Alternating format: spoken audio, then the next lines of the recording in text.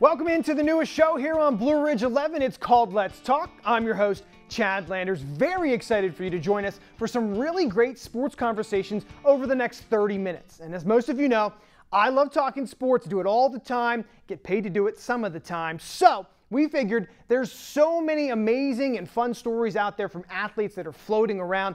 Let's be the place that everyone comes to chat with yours truly. So here we go. Our first guest of 2020 almost assuredly would have been around the top of our 11 of the last 20 quarterback rankings, except that his last season for the Manheim Central Barons was in 1999. Just missed the cut. So let's welcome to the show Manheim Central grad, Jeff Smoker. Jeff, first time that our paths are crossing here professionally, personally. Really excited to dive into the conversation. Thanks so much for coming on Let's Talk. Well, first of all, thanks for having me, Chad. Glad to be with you guys. It's been a while since I've talked with any media back in Pennsylvania, so it's nice to chat with you guys. Yeah, I mean, we're looking forward to catching up, but I guess the first things first, tell everybody what you're up to these days. Well, I'm currently in Grand Rapids, Michigan. I've been here for about 10 years now. I met my wife here 5 years ago. I have two beautiful daughters, and I'm working in construction. So, you know, there's not much to complain about these days. Hey, for sure. That's the best thing we can get in 2020, for sure. Yeah. But let's rewind the years here a little bit. Let's go back to your high school days. And as a Baron, you know, we all know they were crushing it in the 90s. Quite a run of District 3 titles there consecutively. And while you were there, this is pretty impressive. From 1996 to 1999, Manheim Central never lost a District 3 playoff game. You guys were 8-0. What was it like being smack dab in the middle of all that?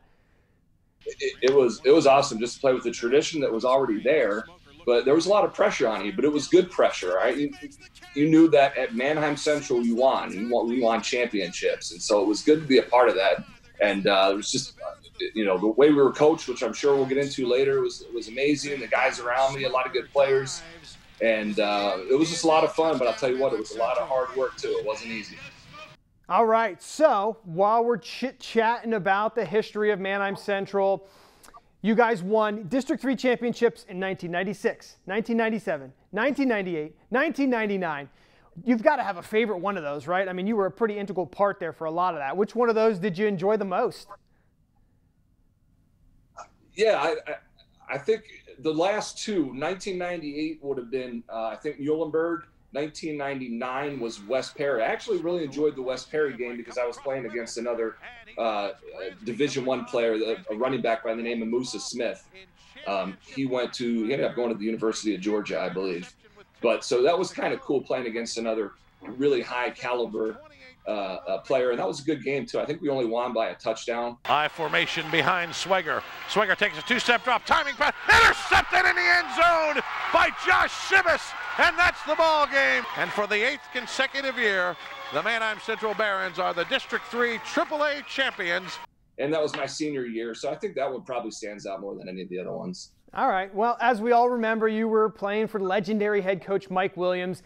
He led the program for 34 years, had over 300 wins for the Barons. What was he doing that earned you those District 3 championships all those years that just put you guys above the other teams? Well, you know, I think there was a lot that went into that. I can't just give the easy answer and say, well, it was a lot of hard work, because it was, obviously. But schematically, I feel like we were always kind of above the curve. Smoker to the outside. What a fake by Smoker. Yeah. Almost gets caught from behind, but still gets into the end zone. Even now, you know, every year there's new offenses coming out, and you hear about the RPO now and things like that. And we were running the veer back in the day. But I think schematically, we were always ahead of the curve. So when you put that hard work and some of the talent that we had into the coaching that we had, it was just the winning ingredients, you know. So. Yeah, a lot of winning going on in Manheim Central, but I do want to sneak in a serious question here for you. In that 96 to 99 time, the Barons would make it to the state tournament. They were known for going far into the playoffs, ran into some tough teams there in the quarterfinals and the semifinals. What were some of the frustrations that you remember from those playoff losses there? Well, I mean, the biggest frustration is obviously not getting to raise that trophy at the end, you know, coming so far. And, you know, we won so many district titles that after a while that didn't seem to satisfy, and you kind of wanted to get to that next, that next level and win the states. That's really, what you really wanted to do. And we just were never able to kind of get over that hump. We played some good teams. I mean, against some good players, and Allentown Central Catholic and Berwick, I think 97, Strathaven, who had a heck of a quarterback. I mean, we were playing. I'll tell you what, I've been around and I've watched a lot of different high school football in a lot of different states. I watched a lot in Michigan, and Pennsylvania plays really, really good high school football, and it's tough to win a state championship. And unfortunately, we just never were able to do it. Yeah, no, I agree. It still continues to be one of the toughest trophies to win there, and there's not a whole lot of them getting handed out these days. Let's get back to you. Senior year, 1999. I looked it up. You were the #2 ranked QB in the nation, pursued by a ton of college football programs, I imagine. Obviously, you picked Michigan State, but what were some of the other programs that were in serious consideration there?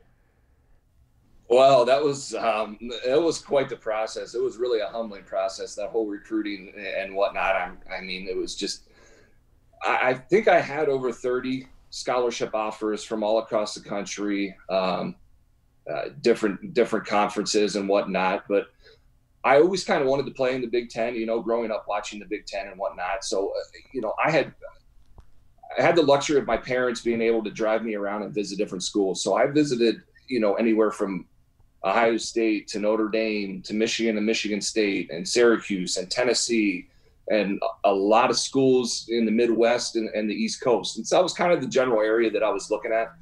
But I really wanted to play in the Big Ten when it came down to it. And it was kind of Michigan, Michigan State, and Ohio State. I actually committed to play in 99 for Michigan State, and that's when Nick Saban was still there. Actually, Nick Saban came to Manheim to meet me. He wasn't allowed to talk to me because of the rules, but he came and he spoke at one of our banquets in Manheim. He ended up leaving and going to LSU after that, but I committed to play for Coach Saban. There was just they had a lot of good years. There was a good culture there. The campus I liked, the other coaches that were there. I just had a good feeling about Michigan State, and ultimately, in the end, that's why I chose them, and I don't regret that decision. Smoker looking, fires over the middle. It's in, touchdown MSU! He caught it on the back line of the end zone. Charles Rogers just made one of the great catches you'll ever see in college football. He got a foot down clearly on the back line of the end zone. All right, let's launch into the Michigan State career here. 8,932 passing yards, 61 passing touchdowns, and at one point you held the Michigan State passing records until it looks like it was surpassed by Connor Cook in 2015. So, how'd that feel, and what'd you enjoy about being a Spartan? Man, I'll tell you what, being a college quarterback it was awesome. It was amazing. I was just blessed to have that opportunity. Not a lot of kids will get that chance. Obviously, there was a lot of hard work that went into it, but it was just an amazing experience, playing in front of the Manheim Central fans. I mean, they're awesome. They're crazy. But then when you come running out the tunnel and, Spartan Stadium or 75,000 fans, I mean, it's just there's no better experience than that. And, just having the opportunity to start, I actually started the very first game of my freshman year. The starting quarterback, Ryan Van Dyke, got hurt. And so I was thrown in there right away. And I was like, what the heck? I didn't know what was going on. So I got my feet wet pretty quick. But I played pretty well, and I played a lot my freshman year. And then he came back again my sophomore year, and I ended up kind of winning the spot. And it was kind of mine from there on out. But it was it was a great experience, a lot of fond memories of college, and yeah. Well, some great rivalries in the Big Ten. Obviously, one of the biggest is with Michigan. Here's a funny question for you. I'm sure you remember this, but you were involved in something they called Clockgate versus Michigan, November 3rd, 2001. What do you remember from that infamous game? And obviously, the ending was pretty key. Tell us about that. Yeah, it was. It's when we play Michigan, the Michigan State rivalry, you could pretty much throw the records out the window throughout the year. You can throw the rankings out the window. It's always a tough game. It's always a hard fought game every year. I remember that one being another tough one. It was coming down to the end, and we were trying to drive. we couldn't kick a field goal because we were down 4. We had to score, and we came down to the end. Smoker in an empty backfield. The Wolverines will try to get there. Underneath, first and goal. And I remember the play before, I had tried to run it in. I kind of saw an opening and thought I could run it in. Tried to run it in. I didn't make it, and I saw the clock was running. I tried to get the guys lined up as quick as I could, and spiked it with 1 second left. Now they call it Clockgate because the Michigan fans didn't believe that there was 1 second left on the clock, and that maybe our clock guy was a little quick on the trigger. And a lot of people asked me about that last play, and there were, if you've seen it, I kind of lobbed the ball up into the back of the end zone. A lot of people were like, "Were you just throwing it up into the air?" And I was like, "No." So I rolled to the right. Here's Smoker looking for it. High. Michigan State does it. Duck it.